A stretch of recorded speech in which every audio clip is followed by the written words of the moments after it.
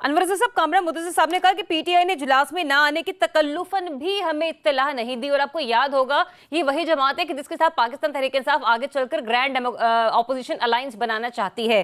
तो ये तकल्लुफन भी इत्तला ना देना, आपको क्या लगता है कि कुछ मामलात ऐसे होंगे कि वक्त नहीं रहा फोन करने के लिए, या एक और सियासी गलती है ये उनकी? आप बहुत शुक्रिया पहले तो आपका। पहली बात तो यह है कि हम ये तासुर देते हैं कि अगर कोई कौमी सलामती कमेटी के इजलास में नहीं गया तो शायद वो मुल्क दुश्मन है।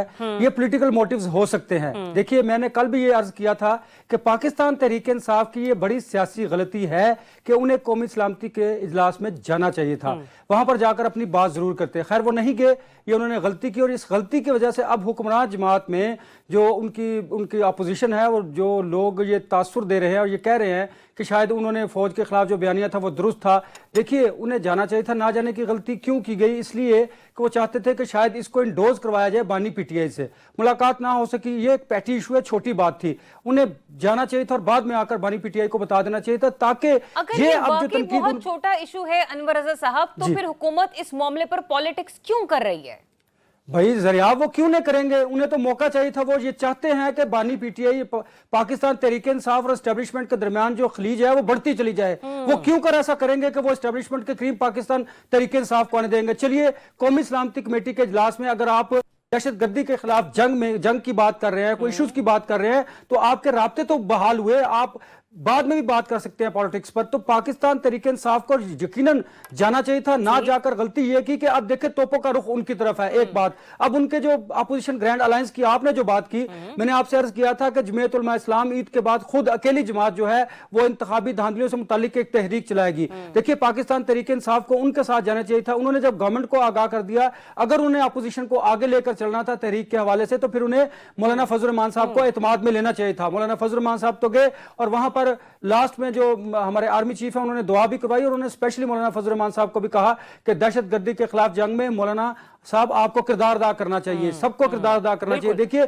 अगर पाकिस्तान तहरीक इंसाफ वहां पर जाकर बैठ जाती और उनके, देखिए वहां पर इख्तलाफ कर सकते थे ना पॉलिसी से कि आप नेशनल सिक्योरिटी प्लान जो है उस पर अमल दरामद नहीं किया गया, नेशनल एक्शन प्लान पर 100 बातें की जा सकती थी। लेकिन अब मुझे यह बताइए कि एक दहशतगर्दी का मामला तो एक तरफ रहा, अब उससे ज्यादा जो सेंसिटिव इशू है, जो दहशतगर्दी है, उसको एक तरफ रखकर हुक्मरान जमात जो है वो तनकीद कर रही है पाकिस्तान तहरीक इंसाफ पर। और ये मौका किसने प्रोवाइड किया? आपने, मैंने तो नहीं किया। पाकिस्तान तहरीक इंसाफ ने ना जाकर ये मौका जो है हुक्मरान जमात को दिया। चलने को या मामलात आगे बढ़ाने को एक सानेहा और होने को है। खुदा ना खास्ता ये कौम और कितने साने भुगतेगी कि सानेहा जाफर एक्सप्रेस काफी नहीं है तमाम सियासी जमातों को एक पेज पर लाने के लिए, इस कौम को यकजा करने के लिए। और इसको मैं, जैसे कि मैंने कल भी कहा था, मैं आज फिर ये कहूंगी कि हमारे तमाम सियासतदानों को मिलकर सोचना चाहिए। बहुत से इश्यूज ऐसे होते हैं कि जिनके ऊपर सियासत ना ही की जाए तो ही बहुत बेहतर होता है। इसार राना साहब, मुझे ये बताइएगा जया, मुझे एक बात करने दीजिएगा। आपको याद होगा कि जब एपीसी का सानिया हुआ था तो बानी पीटीआई ने वो अपना धरना खत्म करके उसमें शमूलियत इख्तियार की थी ऑल पार्टीज कॉन्फ्रेंस में। तो अब भी उनके लिए एक अच्छा सुनहरी मौका था कि वो इस कौमी सलामती के इजलास में जाते और वहां पर अपनी जमात का मौक़िफ़ पेश करते। ठीक है ज़रियाब, एक तो मुझे इजाज़त दीजिएगा।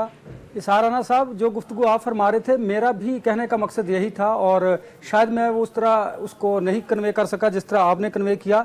मैं ये बात कर रहा था कि देखिए, पाकिस्तान तहरीक इंसाफ को इस तरह की सियासी गलती नहीं करनी चाहिए कि जिससे उनके जो सियासी मुखालफिन है कि वो जो एक इंतहाई इंपॉर्टेंट इशू को छोड़कर उनके पीछे पड़ जाए। मेरा कहने का मकसद ये था। खैर एनीवेज, और दूसरा देखिए ना, ये बात आपने बिल्कुल ज़रियाब दुरुस्त कही कि हमारे यहाँ जो अरबों रुपए खा जाते हैं, जो टैक्स चोरी करते हैं, उनको तो हुक्मरान और जो हमारे इदारे हैं हाथ तक नहीं डालते।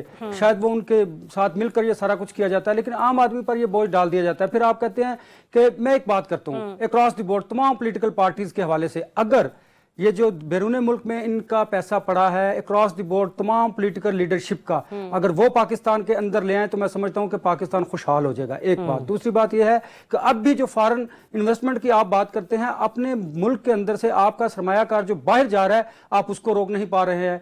देखिए, ये सियासी अदम इस्तेहकाम की वजह से हालात बिगड़ते चले जा रहे हैं। इसी वजह से आपको याद होगा ज़रिया, मैंने आपको कहा था कि जब इन्होंने एक हाई प्रोफाइल जो दहशतगर्द है उसको अमेरिका के हवाले किया तो उसके बाद दहशतगर्दी की लहर में इजाफा होगा, और आपने देखा खुदा न खास्ता लहर बढ़ती चली जा रही है। इसको रोकना है। देखिए, ये दहशतगर्दी के मामले पर कम अज कम मिनिमम एजेंडे पर तो हमें एक होना चाहिए कि दहशतगर्दी के वाकयात को रोकने के लिए आप एक पॉइंट पर आ जाइए, एक एजेंडे पर आ जाइए, फिर सियासत होती रहेगी।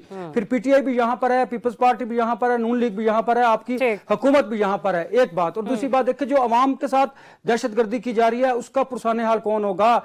जितने गरीब लोग मरते चले जा रहे हैं महंगाई के बोझ तले, माह रमजान है, कीमतें आसमान से बातें कर रही हैं, ज़ख़ीरा अंदोजी हो रही है, आपके जो लोग हैं वो स्पेशल वीआईपी ड्यूटीज पर हैं, कीमतों को कंट्रोल किसने मैंने करना है बाहर जाकर? हरगिज ऐसा नहीं है। लिहाजा आप लोगों को चाहिए कि अपना तर्ज सियासत और तर्ज हुक्मरानी है उसको बेहतर कीजिए, फिर आप दूसरों पर उंगली उठा लीजिए। अगर आप इस तरह नहीं करेंगे तो डेफिनेटली फिर जिसको मौका मिलेगा वो सियासी पॉइंट